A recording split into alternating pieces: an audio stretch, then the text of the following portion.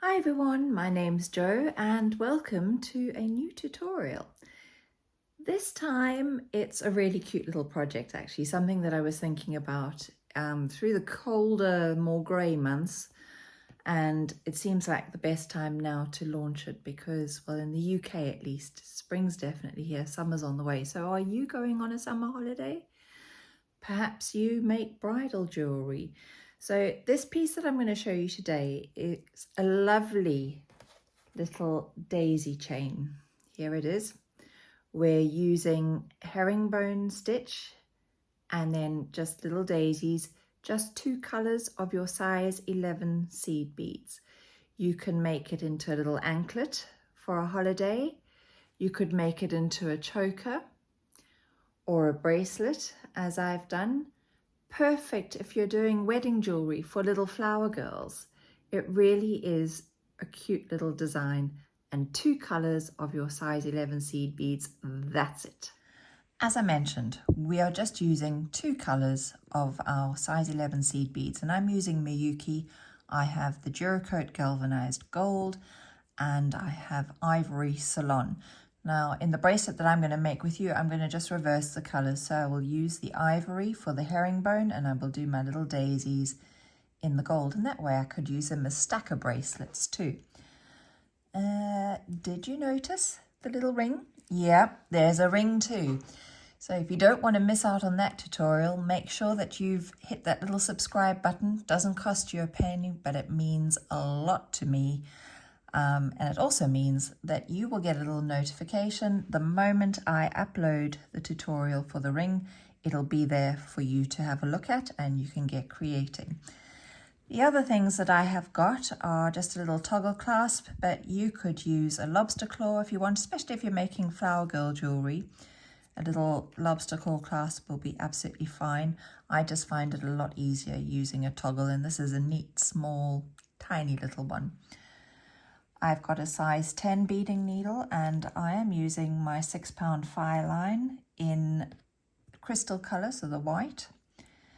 And I have threaded about 3/4 of a metre onto my needle. And we're going to start by picking up 4 of the colour bead that you want to do your herringbone stitch in. So I've got 4 there. I'm going to pass them down towards the end of my thread, leaving about 15 centimeters for a tail.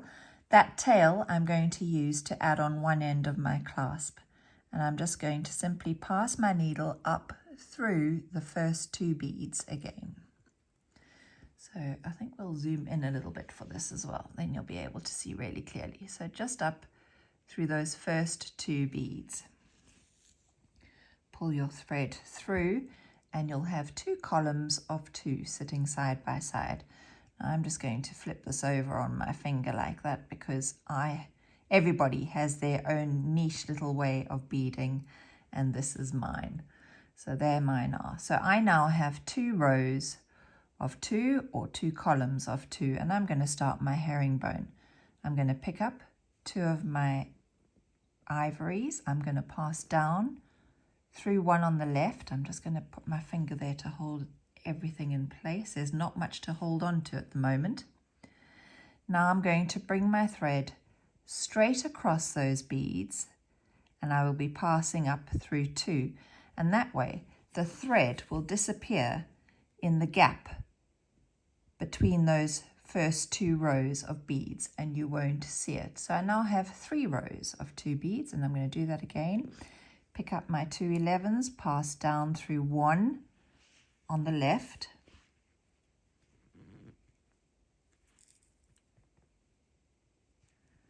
Just get them to sit nicely on top of each other. The thread goes straight across and you'll be passing up through 2 on the right. And we're going to do it once more. I'm doing it in sets of 5 so that we have got 5 rows of herringbone between each daisy. So I've picked up my 2, pass down through 1 bead on the left hand side,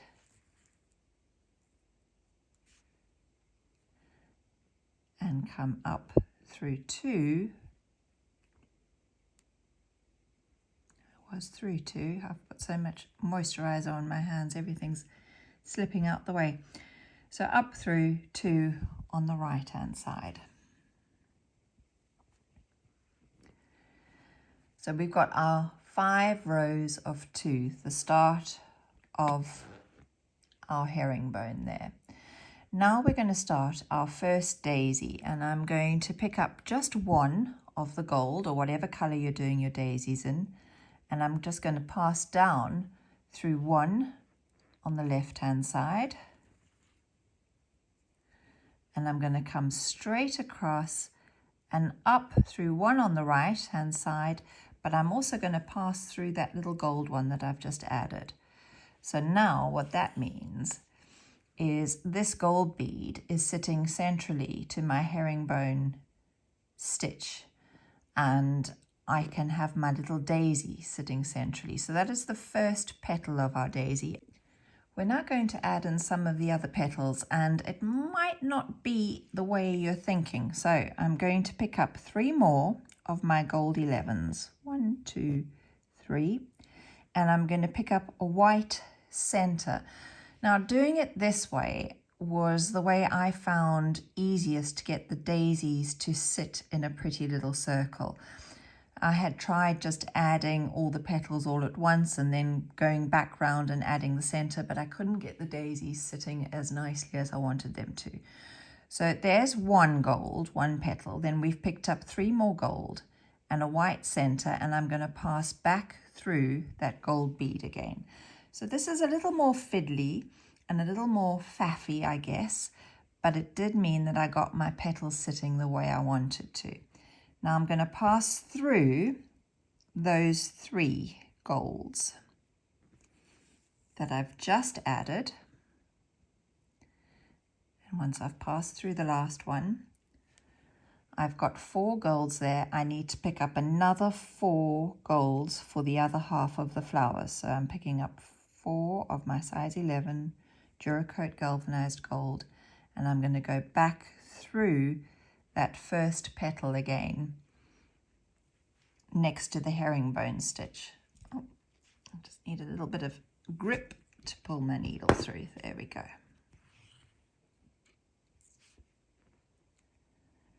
So here we have our first little daisy, and in order to bead on, we're going to pass through 4 of those gold petals on the side there. So through 2 and through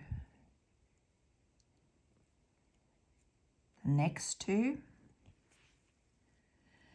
And then I will be ready to start my herringbone strip again. So for herringbone, I'm picking up 2 of my ivories, and I'm going to just pass through that same gold bead that I'm exiting of my little daisy. And then I'm going to pass up through the bead on the right hand side. I've now got my 2 beads ready to get going with my herringbone strip. So picking up 2, coming down 1 bead on the left, taking your thread straight across and passing up through both beads on the right hand side.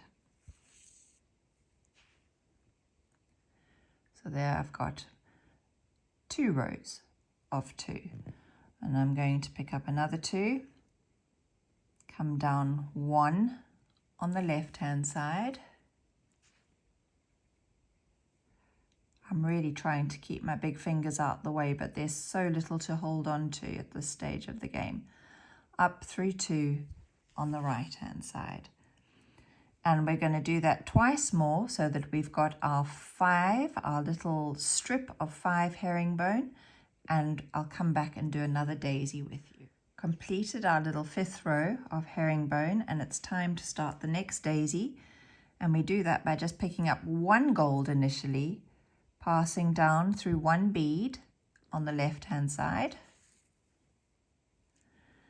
and then up through 1 bead on the right, so that your thread gets taken straight across that intersection and it disappears, and we're going to pass through the first gold petal.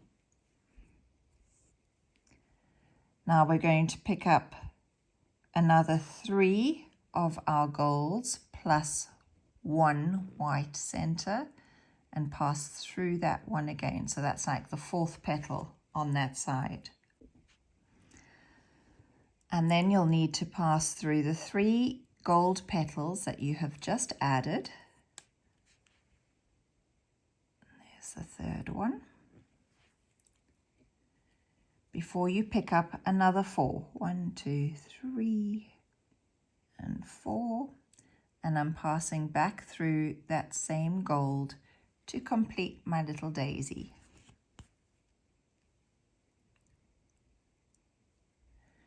And then to move on, I need to pass through 4 beads, 4 of my gold petals. That's 3, 2, and through another 2. And I'm ready to start my herringbone strip again. So I now have 2 little daisies on my herringbone stitch. So to start that again, I'm going to be picking up 2 of my white beads and passing back through the same bead that my thread is exiting from. And then I'll be passing up through the bead on the right hand side. Ready to go again, picking up 2 of my ivories, passing down through 1 bead on the left. Take your thread straight across and pass up through 2 beads on the right. Pick up 2, pass down 1 on the left, thread across and up through 2 on the right. And so you will continue with gaps of 5 rows of herringbone in between each daisy until you have your required length, whether you're making a choker or a bracelet. And I will come back at the end to show you how to add on a clasp. I've completed my beadwork. All that's left for me to do is to add on the clasp, and I've beaded approximately 6.5 inches. Once I've added on the clasp, that will take my bracelet to about 7.5 inches, which is perfect for me. It won't always work out, but it's always quite nice to start the way you finished. So we started with our 5 rows of herringbone and we finished with our 5 rows of herringbone. No rules with adding the clasp, but I'm going to show you how I do it. So I'm going to use the same color bead that I've used for the chain part for the herringbone strip. And I'm going to pick up 2 of my size 11s and I'm going to let them drop down to that herringbone. I'm going to pass through the loop of my toggle and I'm going to pass through the little 11 that is closest to the toggle. So just that one there. And I'm going to pull that thread in, pulling the toggle into place. And then I'm going to pick up 1 more of my ivory 11s and I'm going to pass the whole way down that strip of herringbone. Turn around and pass up the strip on the right, and we're going to go through that clasp again, just reinforcing it because that's the part that gets the most wear and tear every time you put something on or take it off. So I'm going to go up through that 1 little bead closest to the clasp, through the loop of the toggle, back down through that 1 little bead,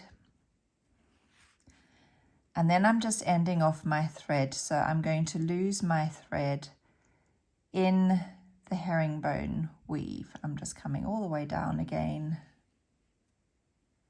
So that's nice and secure at the top there now. I'm going to pass up through maybe, oh, I just went through 1 there, that's fine. Don't want to get my thread caught around my little daisy. Come back down through 1 on the other side.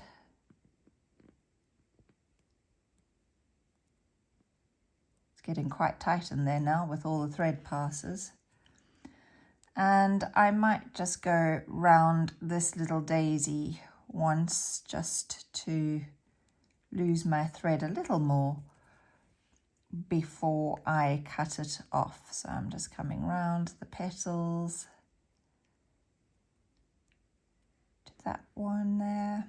And it just means that I haven't tied knots, but because I've confused the thread path by going up and down rows of beads and then round in a circle, it's not going to come undone very easily. Then I can snip that bit of thread off and do exactly the same with the tail on the other side to add the other half of your clasp. And there you have it, a really cute, quick, fairly simple little make for the summer. If you have any questions, pop them in the comments below and I'll get back to you. And don't forget to check back soon for the little ring. Thanks for watching. Bye.